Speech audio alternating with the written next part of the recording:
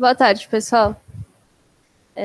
O meu nome é Ana, eu sou preceptora da residência de UTI.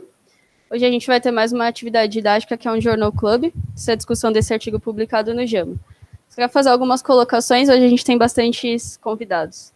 Então, em primeiro lugar, com relação ao microfone, ele não amplifica o som na sala, mas ele serve para as pessoas à distância poderem nos ouvir. Então, sobretudo na discussão, quando alguém quiser falar, eu levo o microfone, a pessoa coloca, e quem for discutir também, enfim. Só para a gente se atentar de falar no microfone para todo mundo poder participar. Queria agradecer aos convidados. Eu tenho uma colinha, mas acho que eu lembro de todos. Então, eu queria agradecer a Daniela, que está presente online, que é psicóloga da equipe de cuidados paliativos. A Lívia, que é intensivista e coordenadora da UTI do Hospital Samaritano Paulista. As assistentes do trauma, então a Roberta, a Ana Clara e a Bárbara, que também está à distância. As assistentes da clínica médica, a Marília e a Thaís. E a assistente dos cuidados paliativos, a Daniele.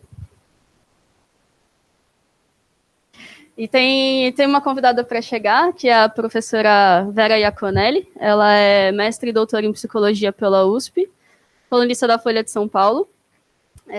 Daqui a pouco ela deve chegar por aí. Queria fazer mais um agradecimento, que é aos nossos residentes, assim. Então, acho que a nossa função é facilitar a formação de vocês.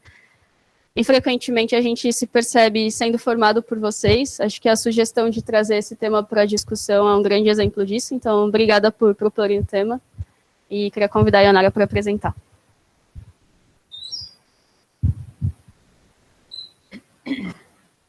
Oi, gente. Meu nome é Ionara. Como a Ana me apresentou, eu sou médica e sou residente do último ano de medicina intensiva. Eu vou apresentar esse artigo no modelo do Journal Club. E esse artigo acabou de sair no JAMA. E ele vai querer dizer para a gente qual que é a associação entre a concordância do sexo do cirurgião com o paciente em relação aos desfechos pós-operatórios. Só uns preâmbulos sobre o que a gente vai falar. Eu acho que é um tema que é sensível a muitas de nós aqui. E, muito provavelmente, a gente está usando esse artigo para falar uma coisa que somos sobre viés de gênero, né? E viés de gênero é um tema extremamente complexo, e provavelmente o modelo científico não é capaz de responder e nem nos ajudar a resolver, mas dentro de uma instituição acadêmica, talvez seja a forma que a gente começar a discutir sobre isso. Então, por isso a proposta de um Journal Club. Inclusive, nossos modelos científicos não são capazes de responder, e isso é uma coisa que a ciência já vem falando. Aqui é um blog da Harvard, do Instituto da Mulher, que publicado agora em 29 de junho de 2022, falando que ainda hoje, no século XXI, em 2022, os dados com pacientes do sexo feminino são muito menores do que os dados com pacientes do sexo masculino. E isso é uma coisa antiga. Na década de 85, quando esse assunto veio à tona, a Task Force americana fez um relatório sobre quais seriam as indicações, as melhores condutas de prevenção para o público, para as mulheres. E praticamente em todos os capítulos, a Task Force escreveu o seguinte: infelizmente, a robustez dos dados não permitia que eles falassem que era uma evidência 1A, porque a maioria dos trials até então tinha uma porcentagem de mulheres muito pequena. O JAMA parece ser um jornal que gosta de falar sobre isso. Na década de 90, ele publica essa perspectiva, Dr. Cotton, e ele começa a falar de gaps na medicina, principalmente os gaps dos nossos trabalhos científicos. Ele levanta a bola de que até aquela década, a maioria das drogas que estavam bem estabelecidas, elas foram desenvolvidas em trials com homens brancos de meia idade. Nessa época, eram os trabalhos de cardio, e tanto para IC quanto para infarto, e eles começaram a perceber que pessoas asiáticas tinham uma maior sensibilidade aos beta-bloqueadores, e a primeira hipótese é que elas eram baixinhas. E isso literalmente estava escrito nos livros de medicina. Até que algum asiático começou a perceber que talvez eles serem asiáticos tenha alguma importância. E aí começou a propor que talvez a gente tivesse que ter pesquisas multiétnicas. E o próprio Dr. Cotton, nesse trabalho, começa a falar: será que o ciclo menstrual da mulher tem alguma influência nisso? Será que a medicação que uma mulher usa, dependendo do ciclo menstrual, teria alguma diferença? E a doença coronariana? A princípio, parece que foi um debate grande, porque todos os grandes trials de infarto até então eles excluíram propositadamente o público feminino, porque as mulheres, a justificativa dos pesquisadores é que as mulheres tinham a doença mais tarde na vida, então eles iam precisar de maior tempo de acompanhamento e um N muito maior. Então, enfim, era mais fácil fazer só com o público masculino. Isso gerou muita coisa na literatura, muita discussão, mas trabalhos mesmo sobre o tema só foi começar mesmo mais para o final da década de 90, pelo que eu consegui achar na literatura. Esse é um deles, e é justamente sobre infarto, que era grande tema da época. E esse trabalho, eles mostraram que aqui é atendimento de mulheres, mulheres com dor torácica que foram diagnosticadas com infarto, e como que era a curva de sobrevida delas se elas fossem atendidas por mulheres ou por homens. Essa era a única diferença. O médico que atendia elas no pronto-socorro era do sexo masculino. E aí eles tentam corrigir para várias variáveis e parear sexo do médico com o sexo do paciente. E aí as mulheres atendendo mulheres não tinha diferença, homens atendendo homens também ficava perto da nulidade, mas a performance de médicos, agora o pronome o é suficiente para falar só de homens, tá, gente? A performance de médicos com público feminino era muito menor, assim. E aí, nesse trabalho, eles tentam ver alguns subgrupos, e tinha alguns médicos que tinham uma performance um pouco melhor. E aí, quais eram esses médicos? Eram aqueles que tinham mais colegas mulheres, e aqueles que já tinham atendido mais pacientes mulheres ao longo da vida. O JAMA, de novo, publica agora sobre internistas. Eles foram ver a performance de hospitalistas, tanto em mortalidade quanto em readmissão. Você tinha diferença, não mais a concordância entre paciente e médico, mas sim se médicos do sexo masculino, feminino, homem ou mulher, teria diferença. E ele encontrou uma diferença significativa. As médicas, independente dos pacientes que elas atendiam, elas tinham uma melhor performance na mortalidade dos pacientes e nas readmissões.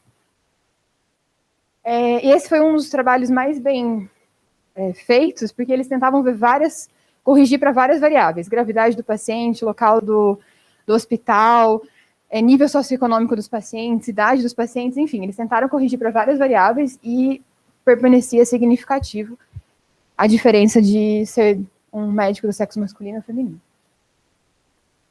O mesmo grupo que publicou agora no JAMA, eles publicaram no Blue Journal um trabalho avaliando parecido. O Dr. Christoph, na época ele era residente, agora ele já é médico associado lá no Canadá. E aí ele publicou esse trabalho tentando demonstrar se teria alguma diferença de desempenho de cirurgiões agora. Não pareando o sexo do cirurgião com o paciente, mas só o desempenho de cirurgiões e cirurgiãs. É meio triste falar, mas é como se eles quisessem provar que cirurgiãs era pelo menos seguro ser operado por uma mulher. E esse trabalho mostrou que era pelo menos seguro. Eles compararam pacientes operados por mulheres, pacientes operados por homens, e a tendência foi que ser operado por mulher tinha, inclusive, uma melhora de sobrevida de readmissão, independente do sexo do paciente. Era uma coorte prospectiva, tinha vários vieses, mas pelo menos seguro parecia ser. E aí a pergunta atual desse mesmo grupo era será que existe associação entre a concordância do sexo do paciente e do cirurgião com desfecho pós-operatório? E já que eles tinham esse trabalho anterior mostrando que, além de seguro, parecia ser benéfico ser operado por mulher, a hipótese deles era que pacientes do sexo feminino teriam um pior desfecho se elas fossem operadas por homens. Agora é isso. Pacientes mulheres operadas por homens terão um pior desfecho.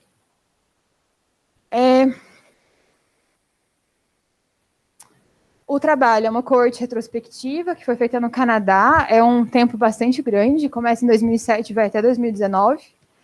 E lá tem essa rede de saúde, que é uma rede estatal, né, que é o Ontario Health Insurance Plan.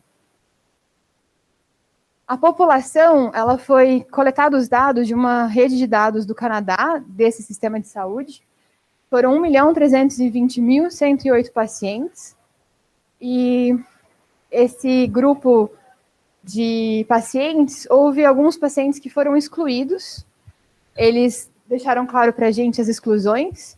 Eles excluíram os pacientes duplicados, os pacientes que tiveram mais de um procedimento realizado, isso dá a maioria. Excluíram pacientes que foram tratados por médicos que não se declaravam especialidade cirúrgica, e o trabalho queria ver população adulta, com mais de 18 anos.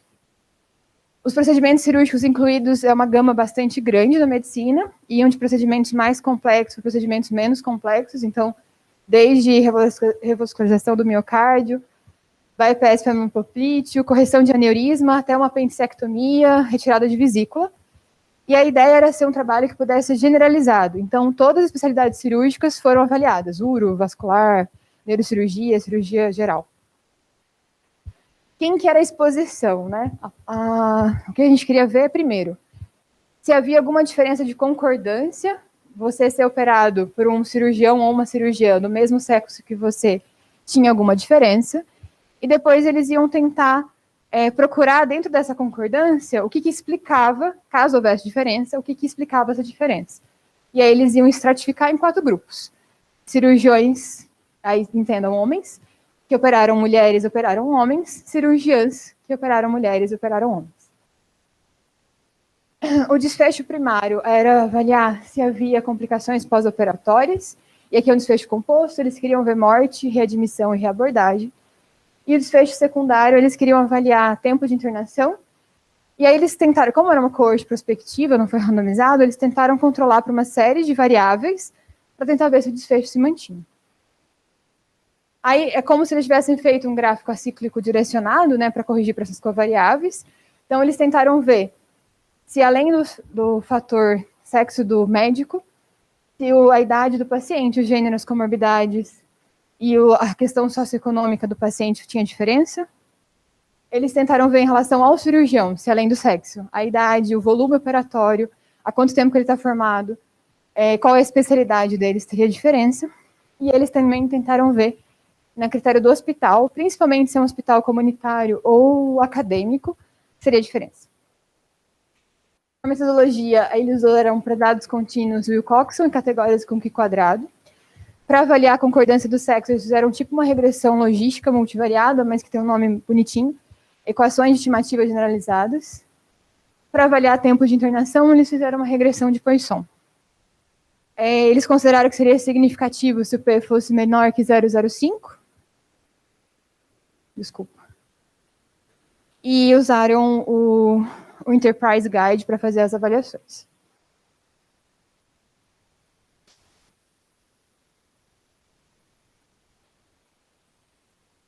Vou passar por aqui. Essa aqui é a tabela 1, que avalia as características dos pacientes e dos cirurgiões. Bem, a gente não está acostumado a ver a tabela 1, esse P aqui. O que isso quer dizer é que havia muita diferença entre os pacientes atendidos por mulheres e por homens, e havia diferença dos cirurgiões. A primeira que a gente bate o olho é o número, né, de cirurgias feitas por homens, mais de 500 mil, pelas mulheres 92 mil, né, bem discrepante. E aí a conclusão, avaliando esses dados, é basicamente que cirurgiões, as mulheres, elas eram mais jovens e elas tinham menor volume cirúrgico, elas operavam menos.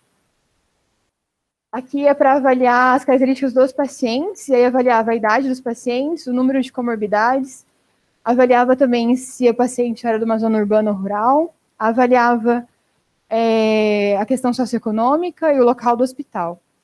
De novo, era diferente os grupos de atendidos pelos cirurgiões, e aqui tinha um viés importante. As cirurgiãs mulheres, né, operavam pacientes mais jovens e pacientes com menos comorbidades. Então, eles já perceberam que eles teriam que corrigir para isso, né, porque poderia dar um viés só por isso. E aqui é a primeira resposta. Então, a primeira coisa é, tem diferença você ser operado por uma pessoa do mesmo sexo que você? E a resposta foi positiva. Você ser operado pela pessoa do mesmo sexo tem diferença. Eles tentaram avaliar todas as covariáveis, e aqui, urologia, cirurgia vascular, tem muito pouca mulher, então dá esse intervalo de confiança gigantesco, mas aonde tinha uma representatividade importante de mulheres, parecia ter uma diferença se você era operado por uma pessoa do mesmo sexo. Tentaram avaliar a questão de idade, a maioria das covariáveis avaliadas parecia ter uma diferença que favorecia a concordância. E aí isso se manteve em quase tudo. Favorecia a concordância. Então tá, então tem uma diferença se você é operado pelo mesmo sexo, e aí o que explica essa diferença? Então vamos avaliar pacientes do sexo masculino e pacientes do sexo feminino. Só para mostrar que eles foram tentar ver todos os desfechos, morte, readmissões, complicações, estadia no hospital, agora separando entre médicos, que atendiam homens e mulheres, médicas, cirurgiãs, que atendiam homens e mulheres, e foram fazendo isso para cada especialidade, para cada uma daquelas variáveis do DAG. E aí chegaram nessa resposta aqui. Quando a gente vai tentar entender os médicos do sexo masculino, aqui você está falando de pacientes do sexo masculino. Eles consideraram que ser atendido, como a gente acabou de ver, a concordância favorecia. Então, você ser operado por um homem sendo homem, isso era referência. E eles tentaram ver qual que era a associação de mulher. Usando isso como referência, parecia-se até protetor, mas pelo menos não tinha diferença significativa. Então, você ser um paciente homem e ser operado por homem ou mulher não parecia fazer diferença. Então, isso não explica lá atrás, né, a concordância. Agora, você ser uma paciente mulher, eles usaram de novo, né, então ser operado por uma cirurgiã tornou-se a nossa referência. E aí, se você compara com a performance dos cirurgiões, aí sim, parecia que era pior. Você tinha um risco maior se você fosse uma paciente mulher operada por um cirurgião. E aí, um odds ratio que dava em torno de 1,20, que vai de 1,11 até 1,30. E isso aqui é usando aquela regressão que corrige para todas as covariáveis, idade, anos de prática, local do hospital, especialidade, comorbidades, enfim. E aqui é só a resposta gráfica. Então, ó, sexo masculino, cirurgiões, não tem diferença. Todos os quadradinhos estão aqui na linha de nulidade em todas as variáveis. Continua, não tem diferença. Quando a gente vai para o sexo feminino, as coisas vêm para cá. De novo, como a gente tem muito pouca mulher, é difícil provar alguma coisa, né? Na urologia e na cirurgia vascular, você não consegue demonstrar nada. Mas isso se mantém. E aí tem uma coisa que chama atenção. Nos hospitais universitários, o efeito das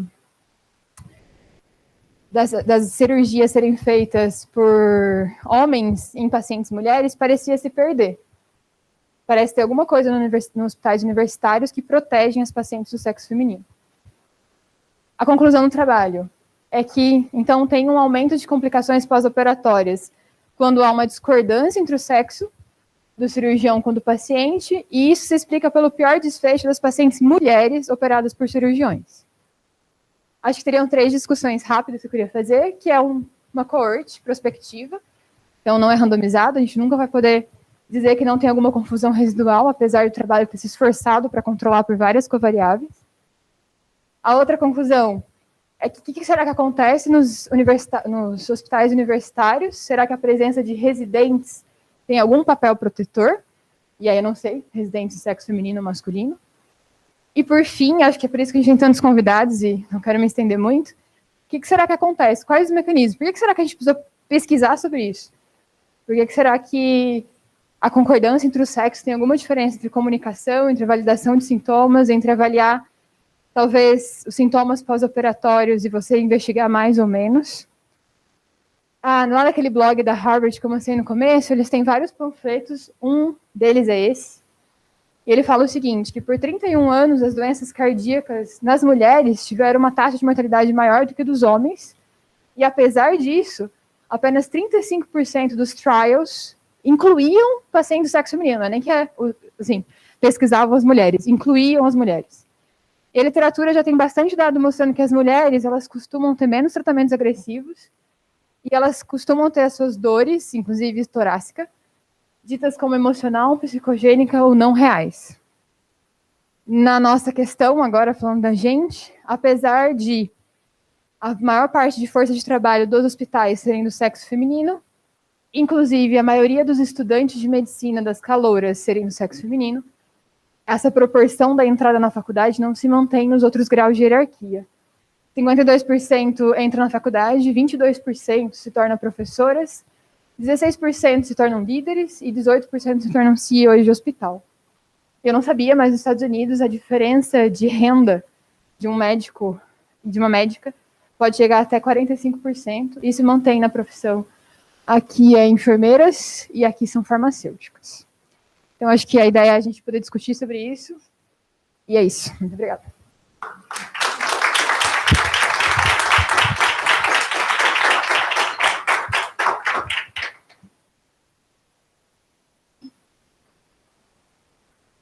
Obrigada, Ionara. Queria abrir para vocês agora comentários e impressões do artigo que a gente discutiu e do tema.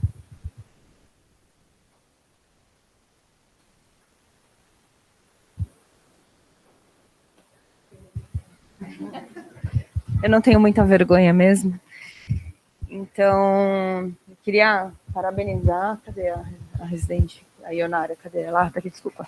Queria te parabenizar pela apresentação. Acho que você fez também um preâmbulo muito legal e foi desenvolvendo o assunto para a gente entender o porquê pesquisar isso em pleno século XXI, né? Queria colocar que eu trabalho particularmente com pacientes, né, cardiológicos, e isso já é razoavelmente bastante pesquisado, talvez seja uma das áreas onde essa diferença de gênero tenha sido mais pesquisada, como você colocou mesmo, né? Tem até um artigo recente, do ano passado, que saiu no JACC, que mostra que não só as pacientes mulheres, quando elas são atendidas por infarto choque cardiogênico, elas recebem realmente tratamentos menos agressivos, elas recebem menos dispositivo de assistência ventricular, e é pior do que isso, assim, elas demoram mais para ir para um cateterismo, elas demoram mais para ir para uma cirurgia, e coisas mais bestas, como elas recebem menos AS, menos clopidogrel, menos beta-bloqueador na alta. Então, assim, elas são tratadas em relação a guidelines, com menos aderência, digamos assim, a guidelines, do que os homens, e isso quando a gente pesquisa nos Estados Unidos. Isso não é a nossa realidade, acho que a nossa realidade talvez ainda seja um pouco pior. É muito difícil explicar o motivo pelo qual isso acontece. E essas considerações que você colocou, eu acho que são considerações importantes e que provavelmente contribuem para isso, né?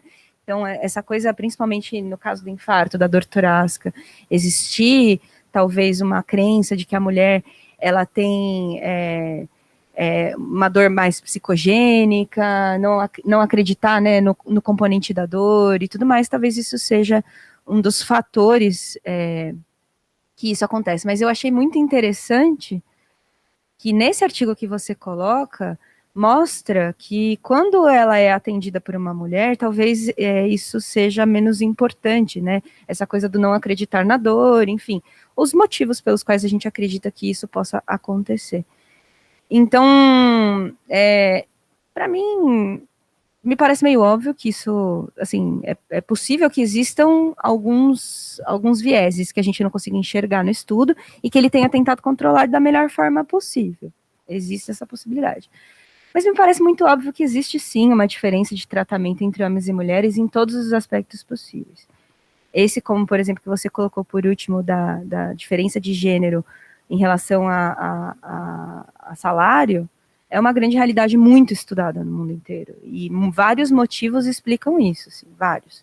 Apesar delas serem a maioria da universidade, elas são as que menos têm cargo de liderança, elas acabam recebendo menos muito por causa da sua função na maternidade, e trabalham menos também, menos horas, porque elas têm mais outras tarefas domésticas que elas precisam cumprir, e elas também escolhem fazer isso, né?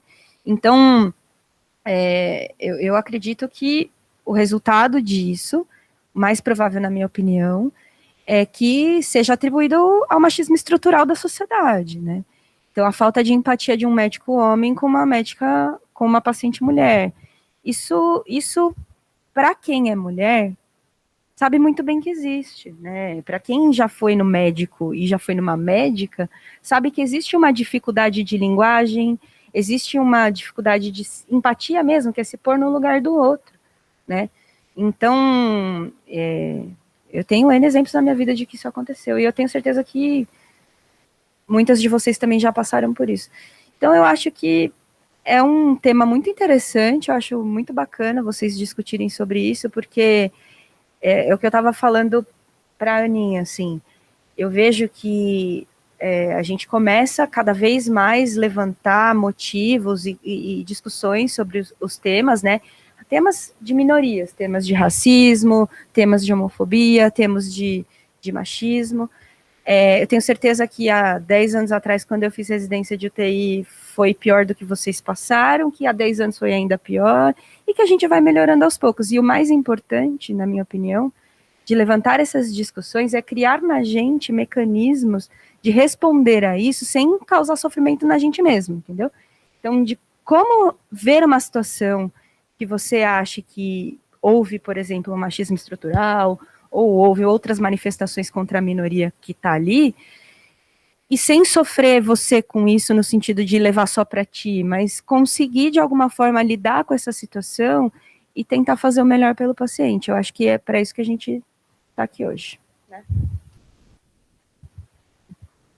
Oi, pessoal, boa tarde. Acho que só fazendo um link aí com o que a Lívia acabou de comentar, eu acho que o que mostra aí como que os tempos foram mudando e essas discussões foram sendo trazidas é esse dado de que quando as pacientes eram atendidas pelos acadêmicos, elas pareciam ter desfechos menos diferentes, né? Muito provavelmente porque são pessoas mais jovens, aonde já estão com aquele a cultura do machismo atual. Claro que existe, mas a gente vê que cada vez mais as novas gerações trazem mais isso, levantam esses questionamentos, são mais empáticas em relação com o outro, liberdade de gênero. Então, acho que isso ajuda muito. Então, acho que provavelmente esse dado só reflete algo que a gente está vendo, essa mudança na sociedade, né? Acho que ainda é muito, nós estamos dando passos muito pequenos, mas isso vem mudando, né? A gente vê, conversando com as gerações mais novas, vejo na minha família, enfim, e acho que isso é muito interessante. Acho como a Lívia comentou, com certeza, né, nós aqui nessa sala, né, nós somos mulheres, ainda passamos por muitas coisas hoje em dia, mesmo no meio que nós trabalhamos, mas fico pensando no lado das pacientes que passam por isso, né, que estão em meios muito menos privilegiados do que o nosso, como isso deve ser muito mais difícil, né. Então, acho que é super importante a gente trazer esse tipo de questionamento e pensar diariamente o que eu posso fazer para contribuir com que esses desfechos não sejam tão diferentes assim.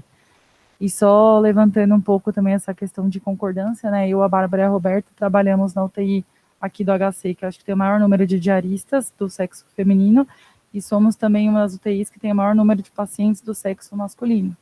Então, acho isso bem interessante também, pensando em concordância de gênero.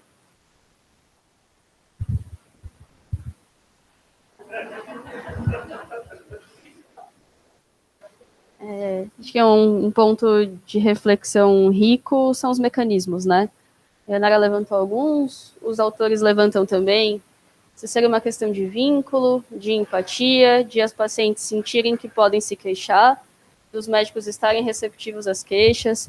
Quais são as impressões de vocês aí em relação a isso?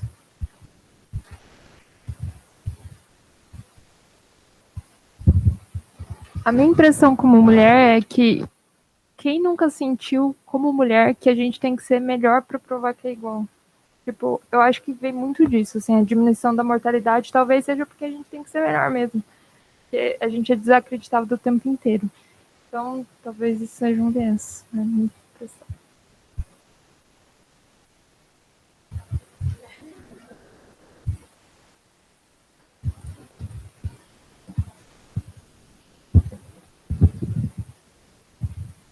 Achei bonito o que você falou, porque eu acho que não tem nenhuma mulher aqui dentro que não tenha ouvido isso na sua vida. Para você chegar onde você quer chegar, você tem que provar que você é 2 vezes melhor que a pessoa que está junto com você, né? Então, a gente cresce acreditando nisso, inclusive, assim, que a gente precisa se provar mais, né? É uma maluquice, na minha opinião, é uma maluquice. Mas é realmente a realidade de todo mundo. Eu queria só complementar essa questão do hospital universitário, que eu esqueci de comentar que eu ia falar. Eu achei muito interessante o que você colocou, e eu acredito mesmo que talvez esse efeito se perca pelo seguinte: aqui a gente está falando sobre mortalidade e complicações pós-operatórias, tempo de permanência, né? O desfecho, ele é um desfecho combinado. A gente sabe que a mortalidade na cirurgia, ela não se dá na maior parte das vezes do intraoperatório. Na cirurgia cardíaca, isso é muito bem estabelecido. A gente, inclusive, analisa cada paciente de óbito e tenta encaixar qual foi o problema. Foi no planejamento cirúrgico, foi algum problema no pós-operatório, ou foi alguma falha do intra mesmo, né? E a maior parte, pelo menos na cirurgia cardíaca, sim, a maior parte é no planejamento, tá? Ou no intraoperatório. A menor parte é do que acontece realmente do pós, né? Eu acho que nos hospitais universitários a gente tem uma característica diferente, que não tem um médico do paciente. O cara pode ter operado aquele paciente, mas talvez ele não tenha cuidado do doente no pré e talvez não tenha cuidado do doente no pós, né? Então, talvez por isso que esse efeito se dilua, porque tem muitas outras pessoas envolvidas no cuidado que vão mudar, talvez, o desfecho desse paciente, coisa que não acontece num consultório particular, que o cara que é o médico do doente é quem vê no pré, faz o planejamento, faz o intra e faz o pós-operatório. Talvez seja por causa disso.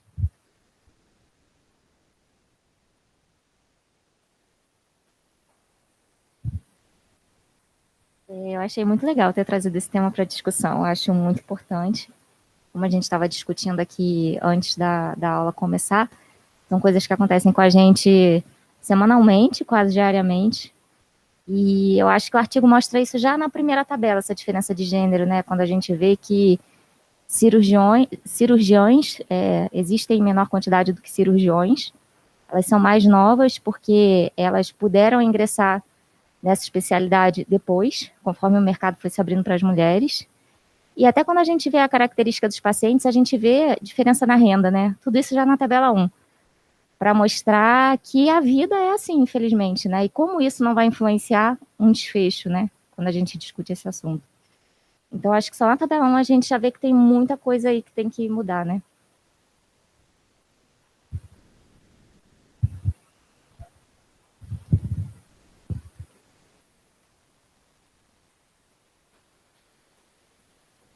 Eu ia dizer que eu tolero bem períodos de silêncio, então...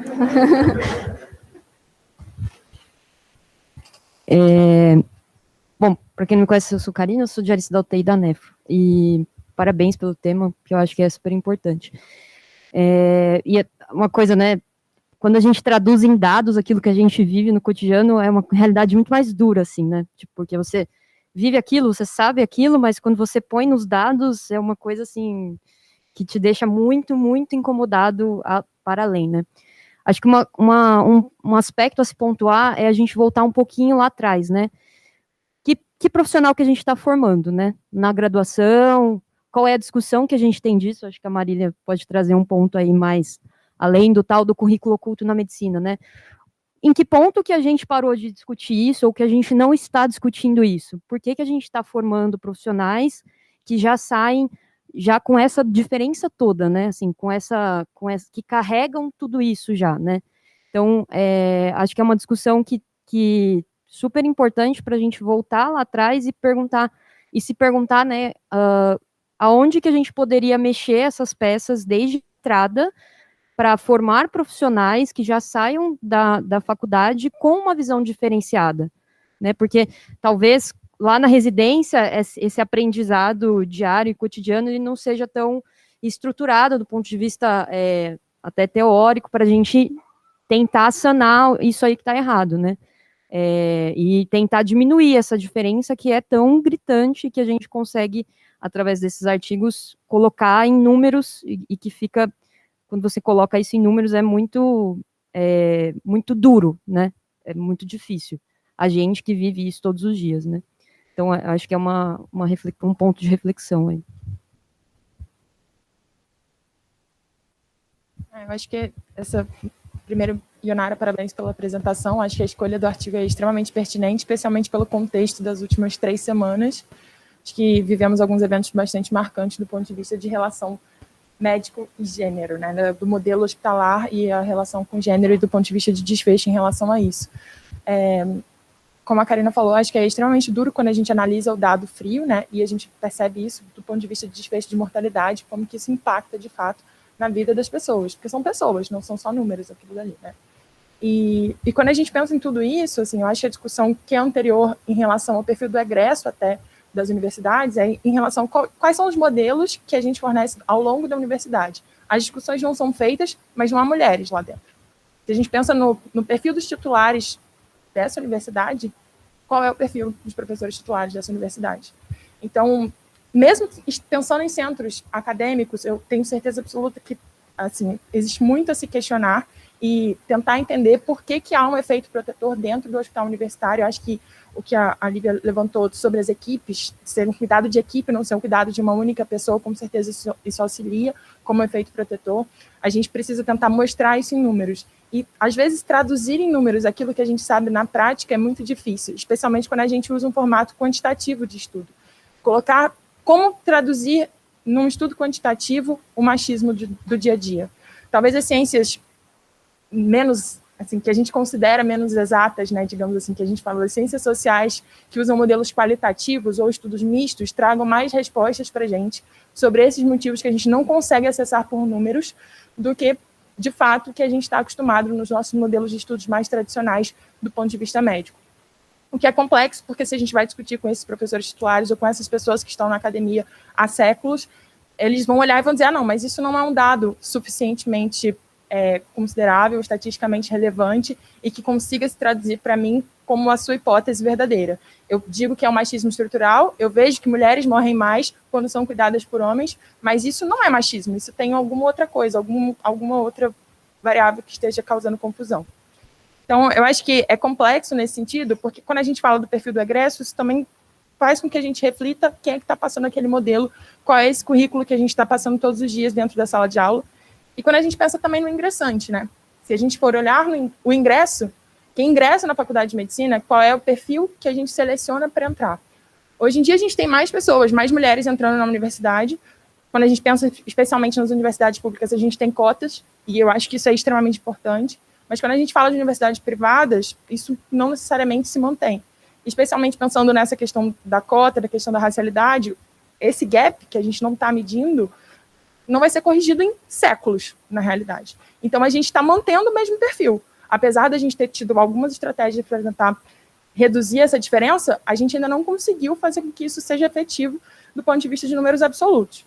Então, assim, a gente vai continuar formando o mesmo modelo, na realidade. Então, desde a entrada, isso já é complexo. Essas pessoas já entram com os mesmos modelos que são ratificados pela vida.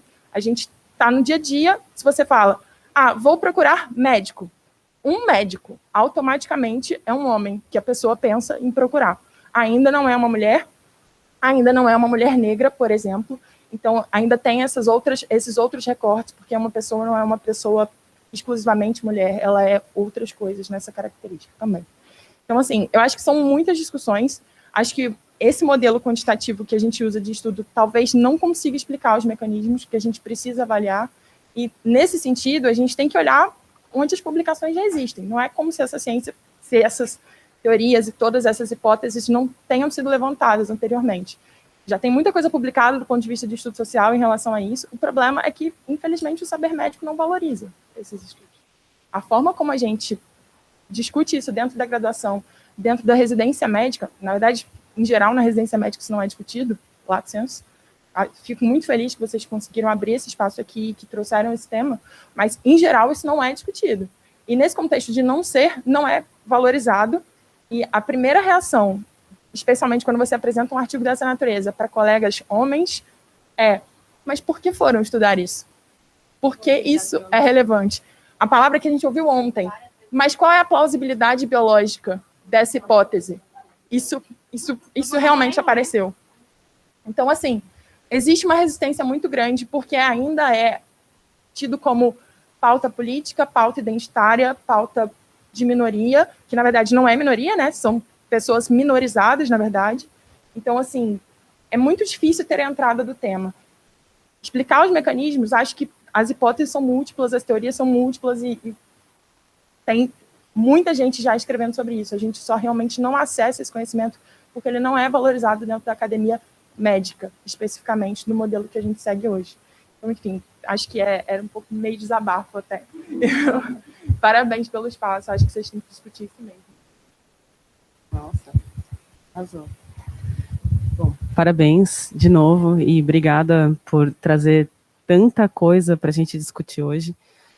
Eu acho que não tem como a gente simplificar e falar, vamos sair daqui com uma solução. Acho que é isso, você trouxe tantos debates E acho que a ideia é mais levantar isso como, de fato, uma questão. A gente precisa levantar isso como uma questão, muito mais do que achar soluções. A gente não vai achar uma solução, que nem uma das coisas que o artigo coloca será que se as pacientes tivessem tido oportunidade de selecionar qual é o médico que ia operar ela, será que o desfecho seria diferente? Acho que não está nesse lugar. Vamos fazer um estudo para ver se isso consegue, de fato, equalizar. A gente sabe que existe essa diferença, a gente sabe que a gente aprende no livro que as pacientes, mulheres, têm dores atípicas. Então, isso está em todos nós. Nós somos todos machistas em desconstrução, ou em algum ponto, né? Então, eu acho que está para além de a gente achar uma solução que a gente vai conseguir tentar diminuir vai tentar equalizar um pouquinho num curto espaço de tempo. Acho que a questão é levantar a discussão mesmo a gente precisa levar esse assunto a sério. Existe essa diferença de tratamento entre homens e mulheres pacientes, e eu fico até bem aliviada, e isso vai de encontro com o que eu vejo, mas ainda bem que as cirurgias conseguem ter esse approach diferente, né? Porque a gente aprende na faculdade de medicina, e a gente aprende nos livros, então, sobre essa questão, né, de como as mulheres têm outros sintomas, e pode ter a questão da mulher ter esse lugar de histeria feminina, e isso é visto também por outras mulheres. Então, que bom que a gente conseguiu tentar tirar um pouco esse viés e realmente demonstrar que o problema não é o problema, na verdade, se é que tem um problema, é o machismo mesmo, né? O homem, quando ele avalia uma mulher, que ele não consegue ter o viés do machismo, né? Mas o machismo está em todos nós, eu acho que é isso que eu queria colocar.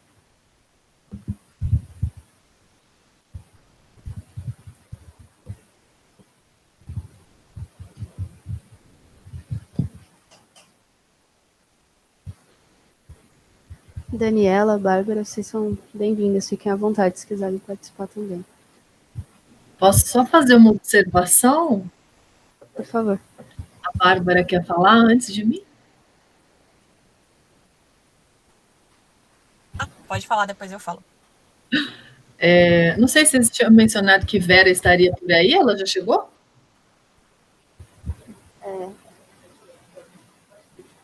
A Vera está aqui. Vera, a Vera quer fazer alguma observação antes? Tanta coisa, né? Se você gostaria de fazer uma observação antes. Acho que está no máximo. Vocês estão conseguindo me ouvir? Está tudo no máximo. A gente está, Dani, se você puder falar um pouco alto e perto do microfone. Vou tentar falar, vou subir o microfone, melhor assim? Se eu falar mais pertinho? Melhora? O nosso áudio está um pouco baixo, não melhorou muito, mas... Eu vou tentar falar mais alto, então. Perfeito, ficou bom. Estou quase gritando aqui, mas eu vou tentar, tá bom? Eu queria fazer uma observação breve.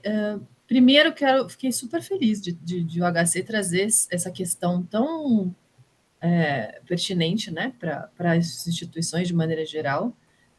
No início fui apresentada como ainda preceptora aí do grupo de paliativos, mas eu já saí da instituição há algum tempo, passei 4 anos aí, só para revisitar, que eu não estou mais entre vocês.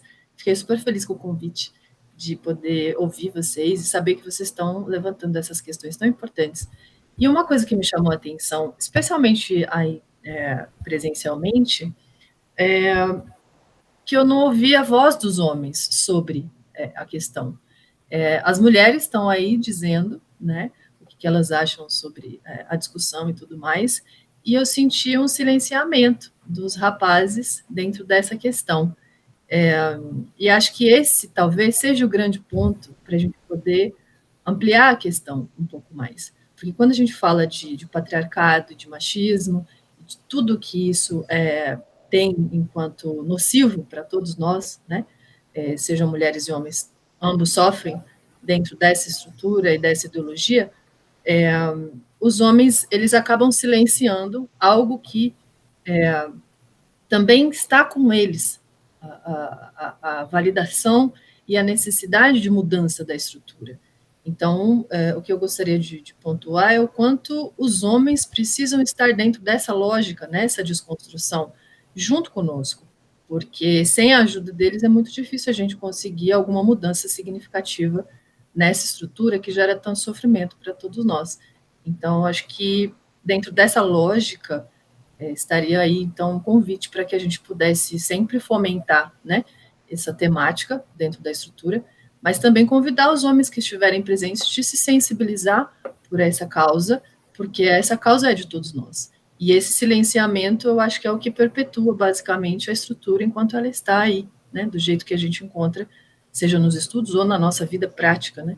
Então, eu deixaria, basicamente, um convite para que os homens trouxessem a voz também do que pensam sobre e de como vivem isso, né, de como sentem isso na prática, para que essa desconstrução possa acontecer em algum momento e a gente possa minimizar ou fazer uma redução de danos que seja, porque realmente sofremos muito.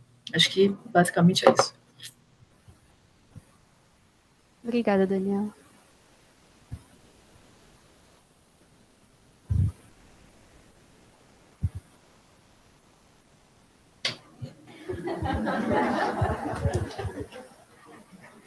Oi, bom, me senti aqui chamado, né? Mas meu nome é Daniel, eu fui preceptor da clínica e sou da equipe de hospitalistas de clínicos aqui do HC. Eu acho que o que a Dani falou de que o machismo está em todos nós é muito verdade. Eu me sinto um pai de uma menina e esposo de uma feminista e me considero feminista, mas machista intrinsecamente, um pouco contra a minha vontade, tentando melhorar, mas com um monte de preconceitos culturalmente aí presentes, né?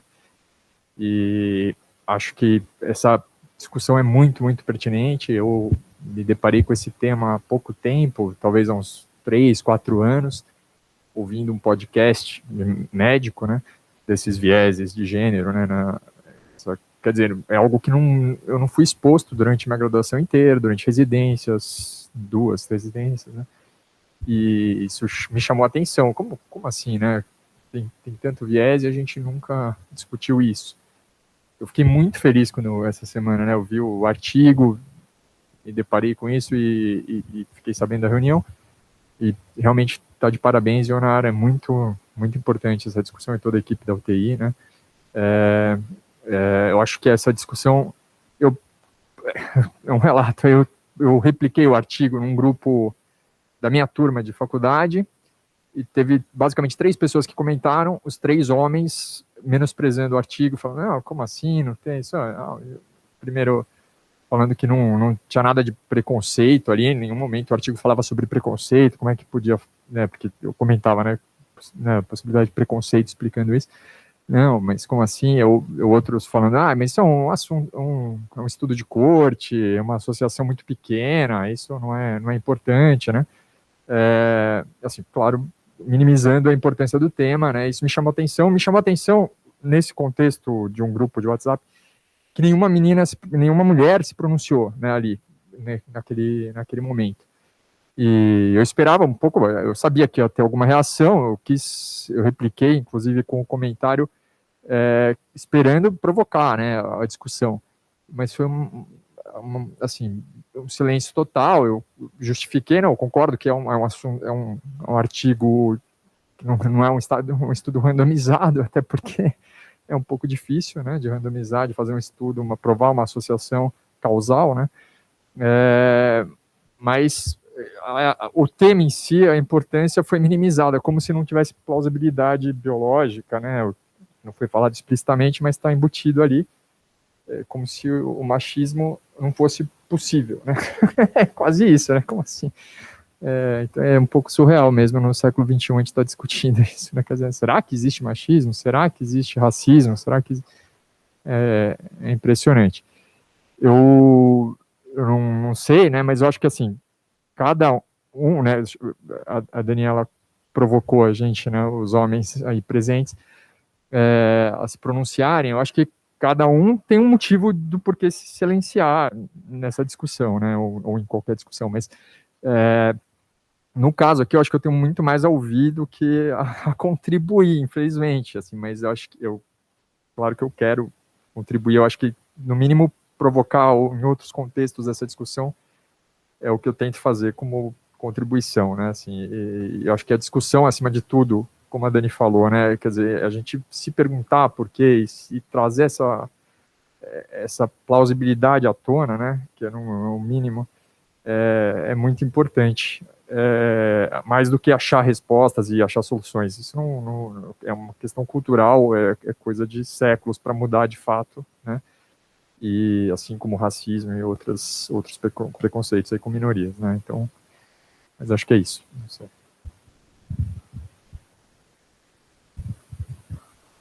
Obrigada, Daniela. Já que a Daniela manda a gente fala, né, Daniela? Quando os homens falam, aí a Vera não vai falar. Bom, obrigada pelo convite, parabéns pela exposição, pela escolha que vocês fizeram. Não sou da área de vocês, então vou tentar fazer tenho questões também, me pergunto sobre a enfermagem, como é que fica, que a enfermagem é predominantemente feminina, até onde sei, e como é que ela participa, como ela é escutada pelos médicos, até porque esse episódio que veio à baila foi uma ação da enfermagem, bem ou mal, né, que a gente acabou de presenciar, e o quanto elas não são escutadas, e às vezes precisam usar de expedientes meio até questionáveis, né, de deixar a paciente exposta a uma situação para poder provar algo, para poder ser ouvida. Então, será que também, eu pensar o quanto que os médicos homens escutam as enfermeiras, que já estão no escalão mais baixo, nessa ideia de meio militarizada, né, da formação, né, então, acho que seria uma questão para se pensar também. E eu vou também contar um caso que é quando eu escrevi um artigo na Folha falando, eu acho que eu estou aqui também por causa disso, né, fazendo um jogo com Agora Só Vou com Mulher, que era uma brincadeira dizendo, olha, talvez tenha um movimento político no sentido de se recusar a fazer coisas com os homens para que os homens comecem a correr atrás das pacientes mulheres e falar, não, a gente e não o inverso, né, não a gente provar que tem alguma coisa errada, mas os homens provarem que mudaram suas posições, né, é um ato político, é claro que eu tenho um monte de amigos médicos que entendem perfeitamente que eu não estou falando mal do trabalho deles, já muitos cuidaram de mim, cuidaram da minha família, não é isso, é mais na ordem de chamar atenção para uma questão política. Então, eu fui abordada por uma médica enfurecida, porque algumas médicas ficaram muito enfurecidas, falando, imagina, você não pode falar assim mal dos homens, eu expliquei, não, a questão era muito educada, mas ela estava muito enfurecida, mas muito educadamente falou assim, mas então, e todos os médicos maravilhosos que salvaram as nossas vidas, eu falei, não, eu conheço vários. Então, você está colocando todos eles na mesma lata de lixo. Eu falei, não, aí conversei um pouquinho, falei que era um ato político, que era um chamamento, uma forma de sensibilizar, de fazer, né, como a gente às vezes sai na rua para fazer isso, às vezes precisa sair. E aí, no fim da conversa, o mais curioso, que ela é cardiologista, ela falou assim, olha, mas eu preciso dizer uma coisa, eu fiquei tão chocada, no grupo de Zap rolou tanto bafão por causa dessa história, mas eu percebi que quando eu fui no dia seguinte, atendendo meu consultório, que eu fui pôr a mão na paciente para fazer, eu pedi licença. Então, tem alguns choques que não tem como não passar, porque a sensibilização, ela acontece em 2 níveis. Tem um nível consciente, vamos para a psicanálise, tem um nível consciente no qual eu falo, não tenho nada a ver com isso, eu não sou assim, eu sou do bem, eu sou da paz. E tem um outro nível onde as coisas se mexem. Então, não vai dar para a gente mudar isso sem o mal-estar, sem ter o mal-estar. Então, eu entendo perfeitamente que os homens estejam silenciosos ou silenciados ou acuados em várias esferas.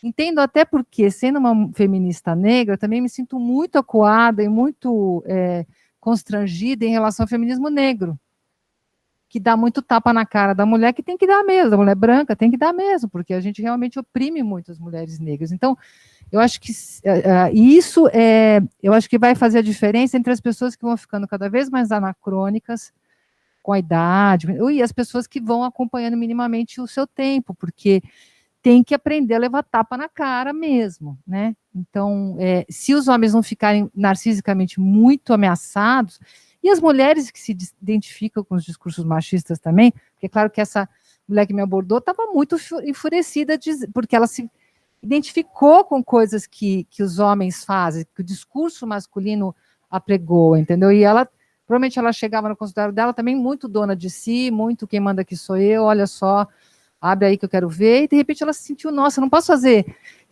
deixar o paciente nesse lugar de subalternidade, né? Estar num lugar de arrogância que não escute um colega, que não escute uma enfermeira, que não escute o paciente, que eu acho que vocês trouxeram isso, né? A empatia com o igual, mas também a arrogância. Então, eu acho que a gente está num momento que a gente vai ter que penalizar quem fizer as coisas escabrosas mesmo, judicializa, é crime, ok? Mas tem um outro lado que já é um feminismo um pouco antigo, que é de enfiar o dedo no nariz e dizer, vocês são os homens, vocês fazem tudo errado, né? Que também não adianta nada. E tem um lado de sensibilizar, né? De provocar, essa pesquisa, talvez a gente não chegue, e vocês devem saber melhor do que eu, né? Os furos da pesquisa talvez se apresentem maiores do que o resultado, não sabemos, a longo prazo, o que vai ser confirmado aí, não, mas ela causa um mal-estar que é muito bem-vindo e tem que causar, né? Esse bafão do WhatsApp é importante, e a gente tem que divulgar essas coisas, mesmo que depois elas venham com outros aportes, outras formas de pesquisar, porque não vai dar para a gente ultrapassar isso que é das relações de opressão entre nós, sem enfrentar as nossas feridas narcísicas através do mal-estar. Então, o mal-estar dos homens é muito bem-vindo. Um homem que não esteja realmente sensibilizado com isso, meio passando mal, e pensando, nossa, às vezes eu faço isso, ele de uma arrogância tamanha que não pode nem se autocriticar. Aí a arrogância é inversamente proporcional à capacidade egóica de lidar com as coisas, né? Então, o mal-estar é bem-vindo. A primeira vez que eu li a Bell Hooks, quase tive um piripaque, passei mal, falei, nossa, não quero ver essa mulher batendo mais. Mas é importante, que é uma feminista negra importante, né? Denunciando o lugar das mulheres brancas na opressão das mulheres negras. Então, eu estou usando esse exemplo para puxar os homens para esse lado. Ó, passa mal, mas passa mal para o lado certo, né? Vamos lá, não é puxando a corda para lá, passa mal, vem para cá, cai para cá, porque a gente não precisa de ninguém mais reproduzindo o pior, né? Então, mesmo um colega que fala assim, isso não tem nada a ver, né? Talvez ele tenha um segundo momento onde ele fala, talvez tenha a ver, talvez ele já chegue no consultório dele um pouco menos, putz, com aquela pulguinha atrás da orelha, entendeu? Então, é isso que a gente vai ter que entrar nessa fresta, porque eu acho que os embates que são muito, para a psicanálise, fálicos, né? Eu sei mais, você sabe, né? Eles só vão entrando no lugar do discurso machista, porque o discurso machista nada mais é do que um discurso fálico, no sentido de eu sei mais, só tem um que sabe, os outros não sabem, o falo, né, para o Freud, é aquilo que fica para um, não dá para ser compartilhado, né, que é um lugar que, infelizmente, a gente sabe que a medicina, não que os psicanalistas não tenham esses perrengues, também tem, não pensem não, né, imagina, onde tem humano tem encrenca, mas a medicina, ela promove isso, né, ela usa isso como um valor, a medicina, o esporte, acho que tem em alguns lugares, mas tem também uma curva de rio, que é o lugar que a medicina ficou na nossa cultura hoje. Eu atendo alguns médicos e médicas passando muito mal, porque as pessoas depositaram na medicina um saber irreal, né, de Deus, então você vai me curar, você vai... E o médico, gente, né, você sabe, né, é igual que todo mundo, né, então... e muitos médicos entram nesse lugar, acham que tem que entrar nesse lugar. Eu vou puxar até para o meu lado para não ficar muito persecutório, mas assim, o psicanalista, quando ele começa a profissão, ele acha que ele tem que ter lido tudo, sobre tudo, de psicanálise, e aí quando ele vai lá atender, ele chega na supervisão e fala assim, nossa, mas eu tenho que saber, mas escuta, o que você tem que saber? Você tem que saber as coisas da teoria, mas o paciente, ele é uma incógnita. Se você souber do paciente antes dele se apresentar, achar que você vai descobrir ele antes dele mesmo, você já está sendo uma ingerência da sua parte, você não está ouvindo o paciente, você está ouvindo a sua própria cabeça. Vocês também, né? Vocês têm que estudar tudo, ok, que dá para estudar, mas quando chega o paciente, ele é uma incógnita, ele não é o milionésimo coração infartado, ele é o coração do Zé, que tem uma história, que é uma pessoa. Então, a gente tem que saber o que a gente precisa saber e o que não dá para saber, porque senão a gente entra nesse lugar, né? Bom, enfim, já me estendi demais.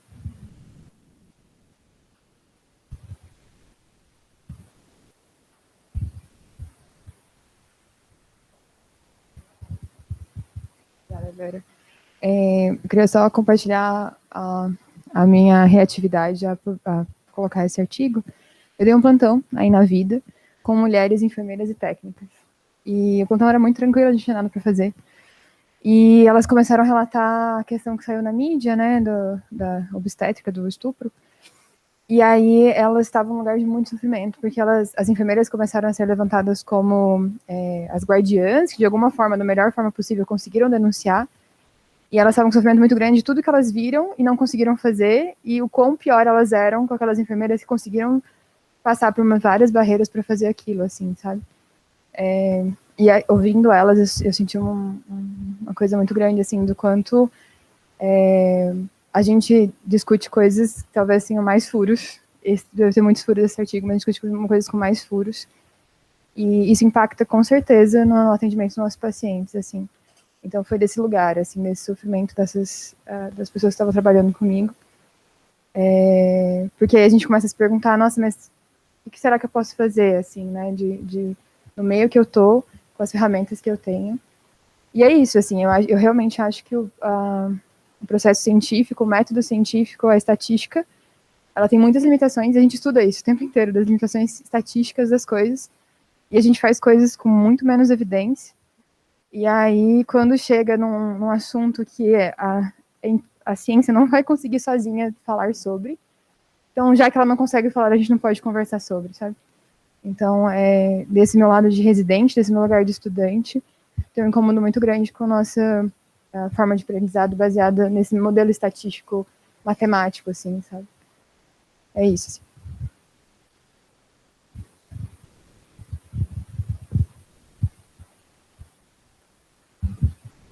Bom, primeiro eu queria agradecer pela oportunidade dessa discussão, assim, eu me sinto muito privilegiado de estar num ambiente que isso é discutido e ter contato com mulheres muito incríveis, seja como diaristas, como psicólogas, a própria Ionara. Primeiro agradecer. Eu acho que é muito importante a gente dar nome para as coisas, para a gente saber lidar. Então, se a gente não sabe dar nome para o que está causando o desconforto, a gente não consegue falar o que a gente tem que fazer. Então, eu acho importante a gente chamar de machismo, de racismo, de homofobia, o que causou o que está acontecendo. E então, assim, só falando desses últimos casos, porque às vezes choca muito quando envolve uma mulher grávida, talvez porque seja a mulher executando o papel social que uma sociedade machista espera dela, que é reprodutivo. Então,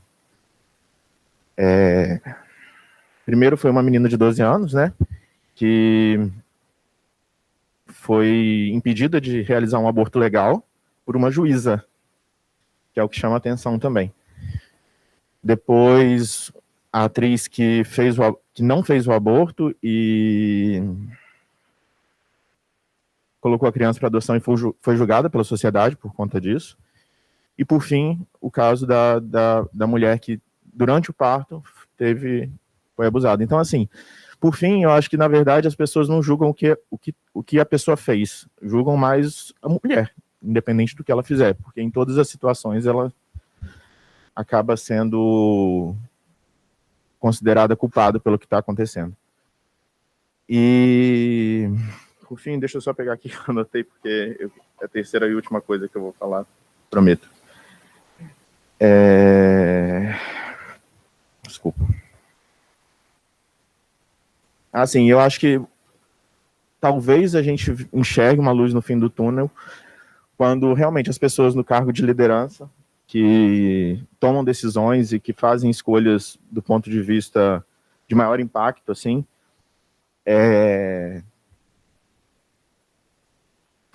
tiverem um equilíbrio, assim, da mesma proporção. Nossa sociedade, a maior parte é negra.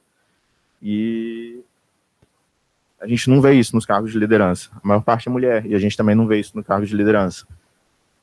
Pessoas trans que acaba que não estão nem incluídas no que a gente discutiu até agora, porque é um outro tipo de dilema que elas sofrem, de preconceito, de tudo mais, de violência que elas sofrem, e que também não estão ocupando cargos, não digo nem de liderança, mas cargos que... qualquer cargo, na verdade. Então, Eu acho que talvez a luz no fim do túnel esteja quando pessoas que tomam decisões tenham passado por situações do dia a dia que elas vão se preocupar na hora de escolher o que vai ser feito.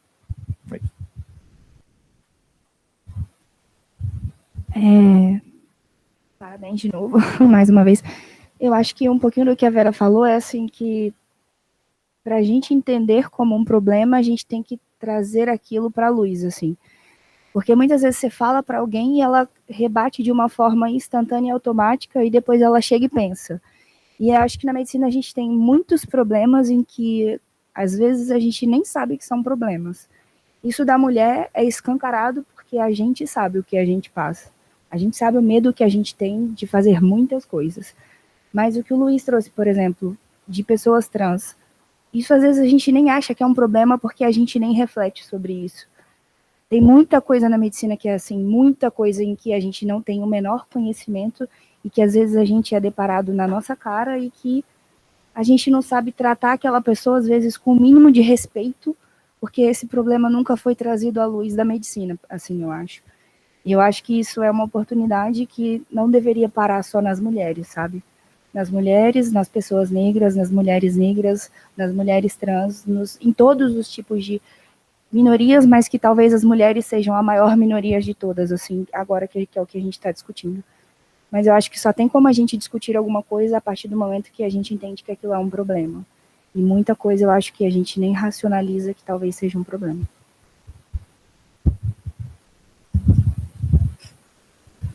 Acho que, só complementando um pouco o que a Vera disse, assim, eu acho que a gente está falando mais do que o machismo, né? A gente está falando do machismo estrutural, da coisa que ela vem da sociedade, que é o que a gente aprende. Então, isso não está só no homem. Isso a gente também não pode olhar e enxergar isso como um problema masculino, porque não é. É um problema da sociedade como um todo. Ela mesma coloca, né, da médica, que se sentiu ofendida pela colocação dela, né, falando que não ia mais procurar homem médico, que ia procurar só homem médico mulher. Então, isso tá num problema da sociedade. Eu concordo que a gente tem que expor, né, o problema e dar nome aos bois, como você colocou, para que a gente possa achar soluções, né? E eu acho que isso, inclusive, que é o que eu estava dizendo para a Ana, talvez traga um pouco menos de sofrimento também, para quem está ali, sofrendo, naquele local de, né, de fala, né? Porque quando você entende que o problema não é pessoal, né, não é que aquele cara me odeia, mas talvez ele tenha tido uma atitude que foi o que foi ensinado, que é cultural, que faz parte, né, da nossa cultura atual e que a gente já enxerga, graças a Deus, como um problema e que a gente tem que, de alguma forma, educadamente combater. Talvez isso traga um pouco menos de sofrimento para aquela pessoa que está sofrendo aquele abuso, digamos assim, né? Então, eu acho que é por isso que a gente traz aqui, né? Eu acho que essa que é a parte mais importante, não é para essa sessão virar o muro das lamentações, no sentido de que, olha, como eu sofro, eu também sofro. Isso é importante também, né? Sentir a dor do outro. Mas talvez seja uma forma da gente conseguir expor que, sim, esse problema existe e colocar para nós mesmos, né, tanto homens quanto mulheres daqui, quais são os mecanismos que a gente, né, precisa ter para combater esse tipo de coisa no dia a dia. Eu falo para meu marido é um grande machista em transformação, assim. É um negócio, se eu vejo ele do que ele era há 15 anos atrás, do que ele é hoje, é uma mudança absurda, e ele mesmo fala isso. Quando você tá num grupo de WhatsApp e você vê colocações machistas, o videozinho pornô que os caras mandam, eu odeio minha mulher, eu queria sair pro futebol, beber no bar. Esse tipo de comportamento, se ele não é, de alguma forma, um outro homem chega e fala assim, gente, o que é isso aqui? Você tá sendo conivente, entendeu? E aí, isso que perpetua a cultura machista. Então, o papel dos homens é fundamental nisso. É isso aí que você está falando, ele é fundamental nisso também. De ter um pouco da irmandade, de levantar a mão e falar assim, não, gente, bora lá, né? Por quê? E se posicionar, não só as mulheres se posicionar, porque vira, senão, uma luta de gêneros, que que talvez não seja exatamente o que a gente quer. Tem tantas... O que a gente quer é igualdade, né? Que a gente possa caminhar um do lado do outro. Então, acho que é isso. Eu queria fazer 2 considerações. A primeira, na verdade, é um convite. A gente tem profissionais de enfermagem convidados, então, se vocês se sentirem à vontade de falar, eu pessoalmente gostaria de ouvi-los. A segunda é uma pergunta para todos. Eu queria ouvir a opinião da Vera em especial. Eu entendo que temas sensíveis e importantes possam causar sofrimento e que o sofrimento é força motriz para a gente aprender e para melhorar.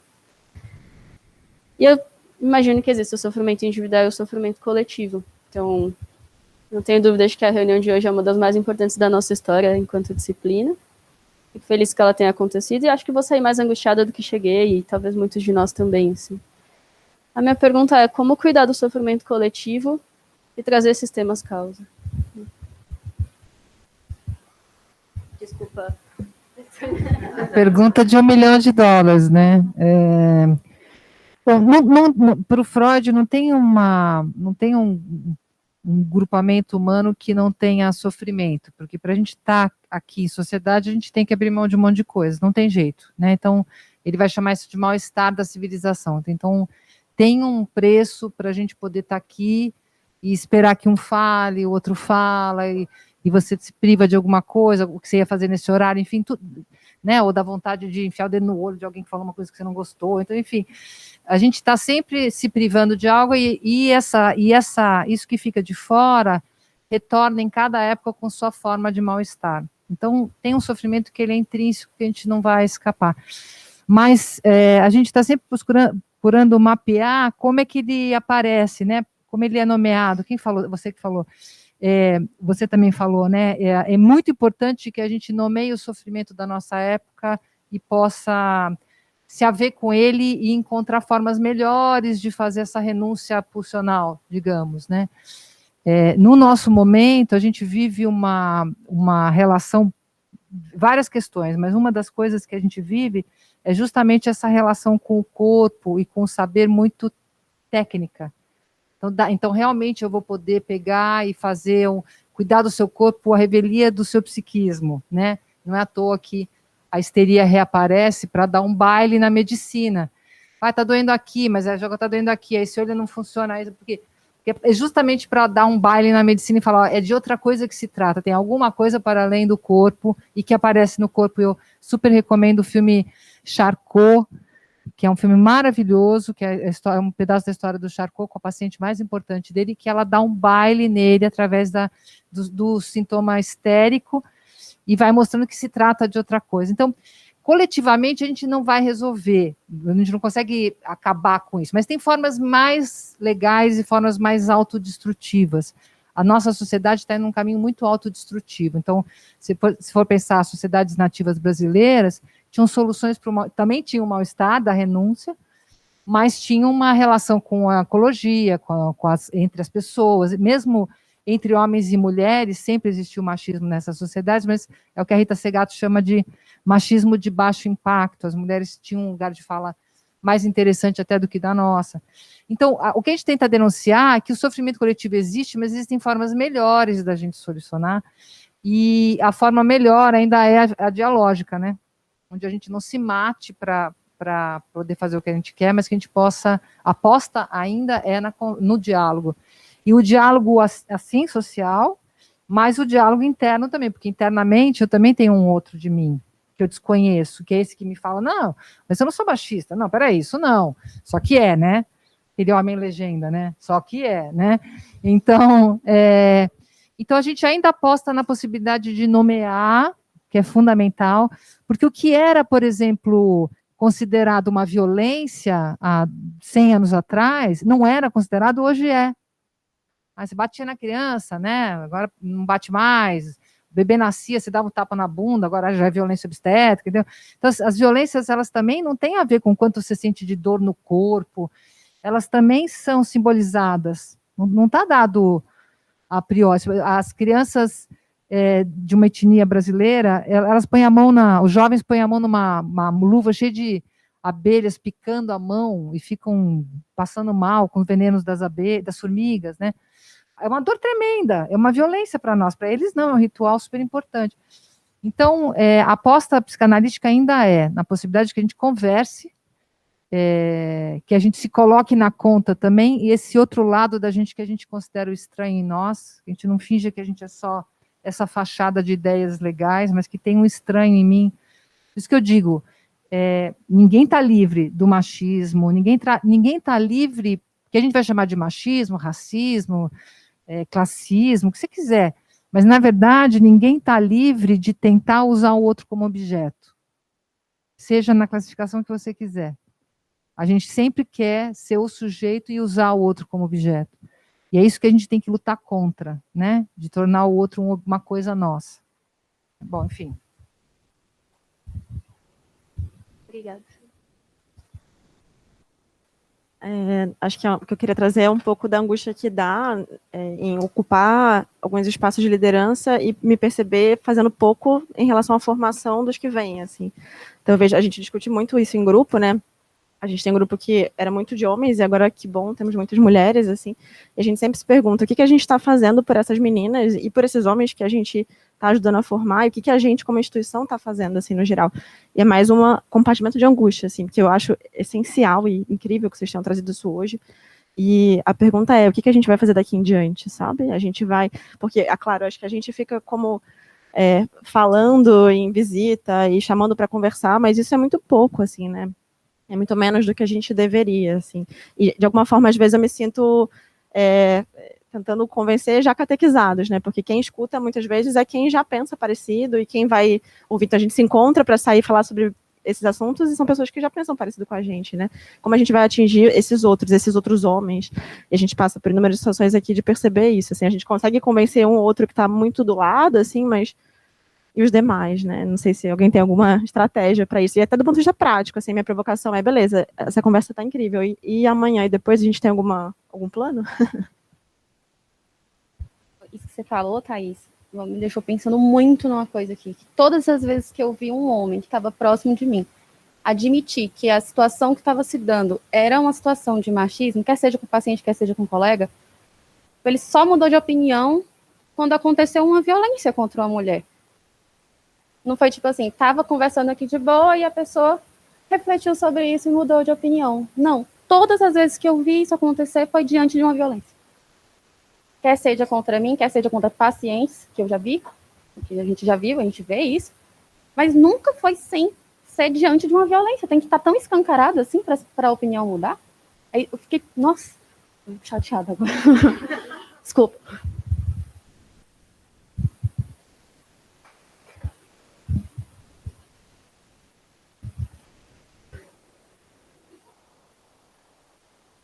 Bom, eu sou enfermeira, né, como a Ana falou, e esse artigo, esse assunto falado dessa forma, assim, o artigo mostrado dessa forma foi a primeira vez que eu vi. Na verdade, todo mundo aqui entende, as mulheres principalmente, que, né, machismo existe e tudo, mas trazer dados assim foi a primeira vez que eu vi, então foi muito chocante, como a Karina falou. Esse foi um ponto, e um outro ponto, né, relacionado à enfermagem em si. Não sei como foi a graduação dos meninos, mas durante a minha graduação, ou durante estágios, enfim, eu ouvia muito assim, manda quem obedece quem tem juízo, né? Manda quem pode, obedece quem tem juízo. Eu já ouvi muito isso. E como a Leonora estava falando, né, muitas vezes, nessa conversa que você teve com as enfermeiras, que a gente já vem da graduação, ouvindo muito da graduação, com esse medo de falar, com esse medo de falar, porque eu sei que se eu falar, primeiro que eu sou uma mera enfermeira para muita gente, então isso já diminui totalmente, descredibiliza totalmente o que eu falo, segundo que eu sou mulher, então, mais ainda. Então, por isso que chegou nesse ponto de gravar alguma coisa, porque a gente sabe que se a gente comentar, a gente não é ouvida.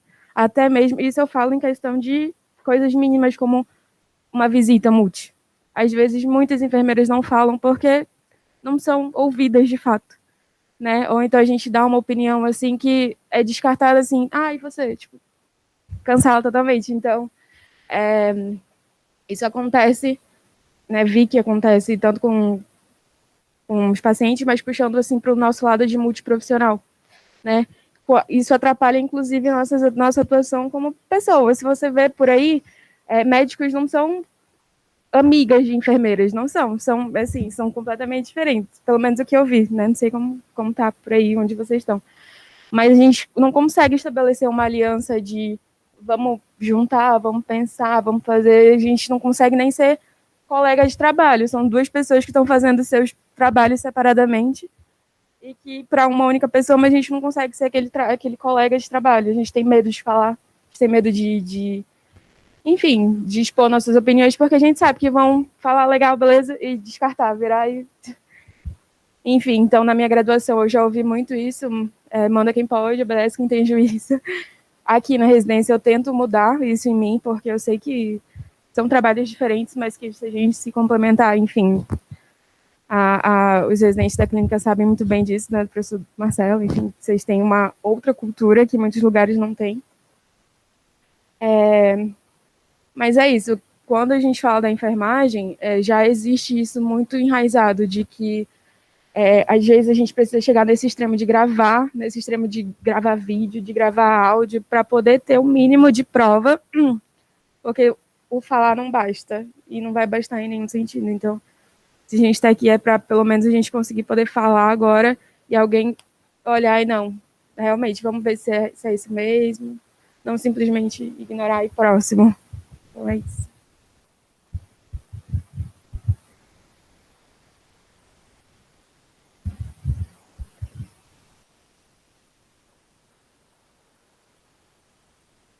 Desculpa, meu nome é Flávia, também sou enfermeira. Eu peço desculpas também pela demora em se pronunciar, porque acho que também perpassa. Eu vou tentar. É que eu tô nervosa. Acho que perpassa muitos comentários que já foram feitos, mas acho que essa demora, além da minha timidez, também vem muito do que a Marcela disse agora, sobre a gente não ter voz, a gente não ter espaço, e a gente às vezes também não tem coragem, pelo que a gente sabe que a gente vai enfrentar. Então, às vezes, numa sala que está cheia de médicas, às vezes a gente fica meio acuada também. De, nossa, eu vou falar e talvez não sei como eu vou reagir, eu não sei como as pessoas vão reagir. E eu acho muito legal o que você trouxe, é que eu não consigo ler o nome dela.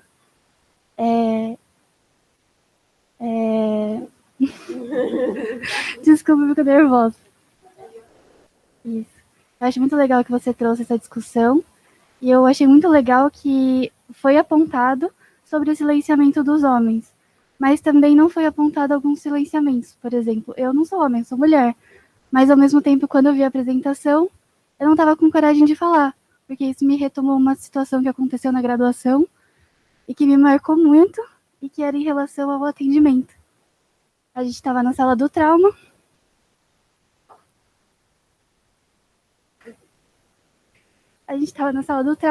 E chegou uma mulher trans para ser atendida e ela estava exposta de diversas maneiras naquele espaço, tanto fisicamente, com os vestimentos que precisaram ser cortados e tudo mais, como ela não teve o mínimo de humanização no atendimento, porque ela tinha um nome social e ela tinha um nome no documento.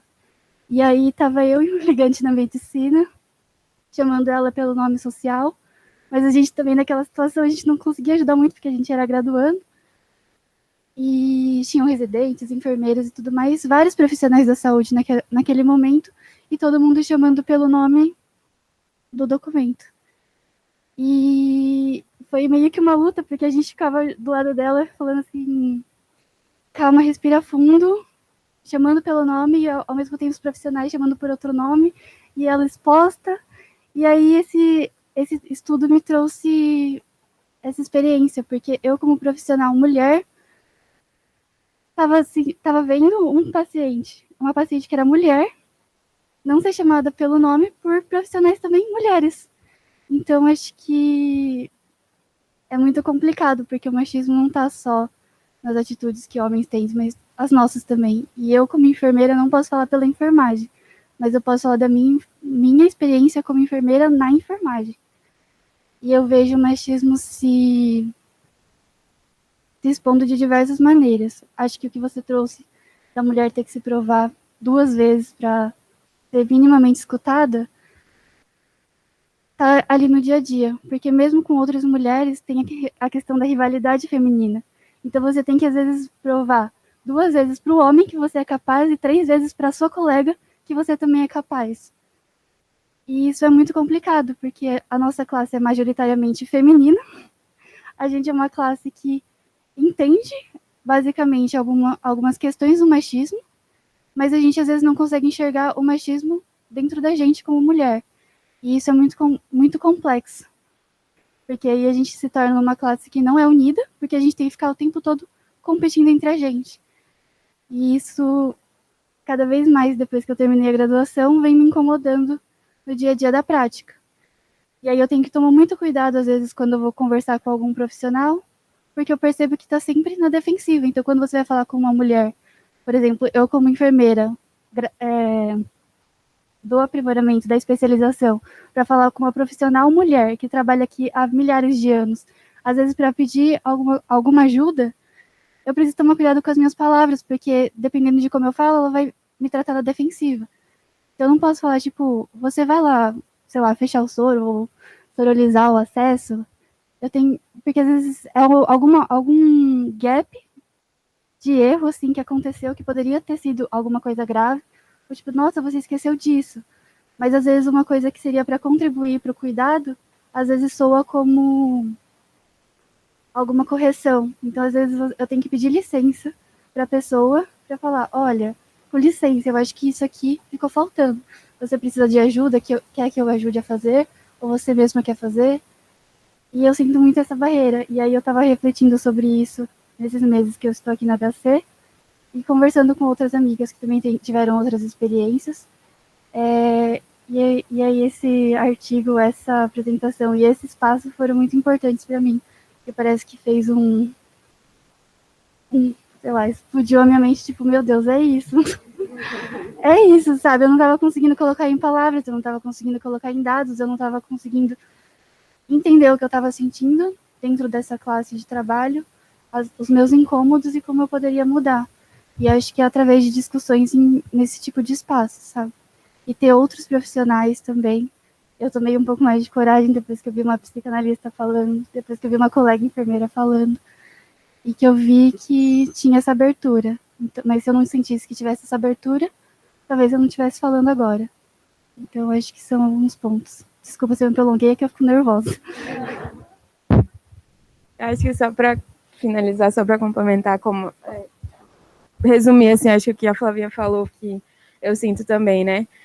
Às vezes, vamos pôr o exemplo de novo numa visita multiprofissional.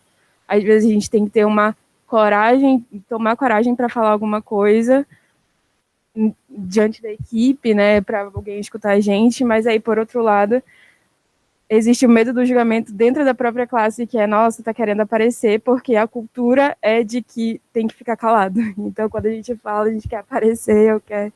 Enfim, aí fica nesse limbo de eu não posso falar, porque a minha cultura é que eu não posso, mas... E também muito não posso falar muito menos, porque existe um homem ali naquela visita que vai ignorar o que eu falo. Então, a gente está num meio termo ali muito difícil.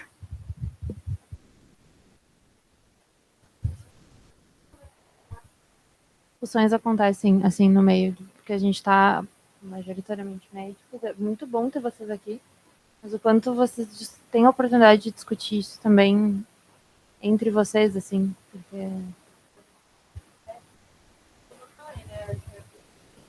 Toda a minha graduação é majoritariamente feminina mesmo, então, assim, nunca foi um ponto que foi falado nesse sentido de que poderia ter, durante a nossa atuação, alguma divergência de atendimento sendo... Sim, nunca passou por isso. É por isso que hoje, esse foi o primeiro momento que eu vi, nossa, o atendimento é diferente, né? Isso me chocou um pouco. Mas o que pontuou muito é essa questão de sermos majoritariamente mulheres e enfermeiras. Então, essa cultura de que já somos inferiores em 2 níveis, assim, que eu fico brigando assim internamente com as pessoas, assim, sempre. Então. mas não existe, assim, eu não tinha ouvido falar de vocês, mas dessa questão dessa diferença de gênero durante o atendimento. Para mim, dessa situação que a gente falou já algumas vezes, da situação do estupro, né? Uma das coisas que me pegou muito é isso, assim, é chegar no ponto da enfermagem, ter que gravar o vídeo, expor uma paciente, o dilema ético que isso com certeza trouxe, assim, porque não seriam ouvidas se, de fato, isso fosse apenas relatado, assim, e é uma situação muito violenta, muito, que eu, pelo menos, não tive... Duvido muito que alguém duvide do que aconteceu vendo o vídeo e tudo mais.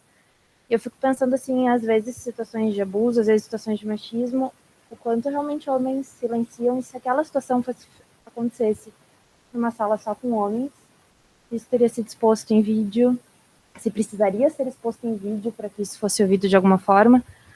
Muitas vezes, acho que homens têm a cultura de resolver internamente, se protegem muito entre si. E aí, dessa questão da enfermagem especificamente, isso foi uma das coisas que eu fiquei pensando, assim, bem desse dilema ético de expor uma paciente para precisar denunciar uma situação absolutamente absurda, assim, que gerou muita repercussão. Tipo, durante esses 5 anos integrais que eu fiz minha graduação, eu sempre ouvi isso de que nunca vão acreditar na gente. Então, por mais que não falem ou gravem o vídeo, a gente já sabe que não vão acreditar, assim, porque eu sempre ouvi isso, de que vai ser difícil, ou então, melhor não falar, eles que se resolvem, porque se eu falar, vão ignorar ou vão, assim, tipo, retalhar, entendeu? Existe muito essa questão de retaliação.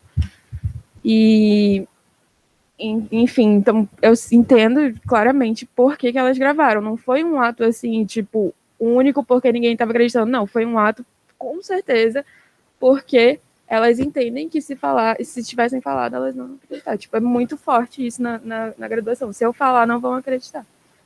Então, não, claro, de matéria, mas assim, de cultura mesmo, né?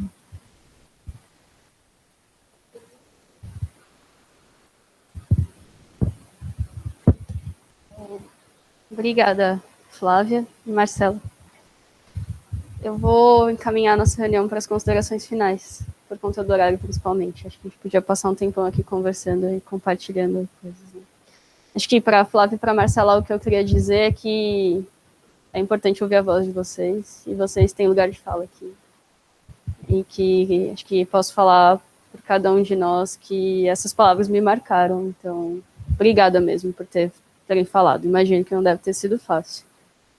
Nesse sentido, quando a gente fala que a luta contra o machismo é também dos homens, acho que a luta em favor da enfermagem é também dos médicos, e a gente tem um papel nisso. Assim. A pergunta da Thaís do que a gente faz daqui em diante, né? Eu não sei. Eu não tenho essa resposta, eu tenho algumas ideias e eu convido vocês a construírem junto com a gente. Então, semana passada eu me deparei frente a assuntos de ética e de minorias e me perguntei como é que a gente não falou disso antes. Então, a gente tem aula todos os dias no almoço, há algumas décadas. E esse assunto talvez seja a primeira vez que ele esteja por aqui. Então, acho que tem um espaço enorme para melhoria e acho que a gente tem muita oportunidade. E a nossa ideia é construir um currículo em tudo isso. Então, em bioética, em minoria, em várias minorias. E acho que é caminhar por aí. Vai ser desafiador, causa sofrimento, mas é isso que tem passado pela nossa cabeça. Queria agradecer a todos vocês mais uma vez, a todos os convidados, os que eu nomeei e os que eu não nomeei. Se alguém quiser falar mais alguma coisa. Então, obrigada, gente.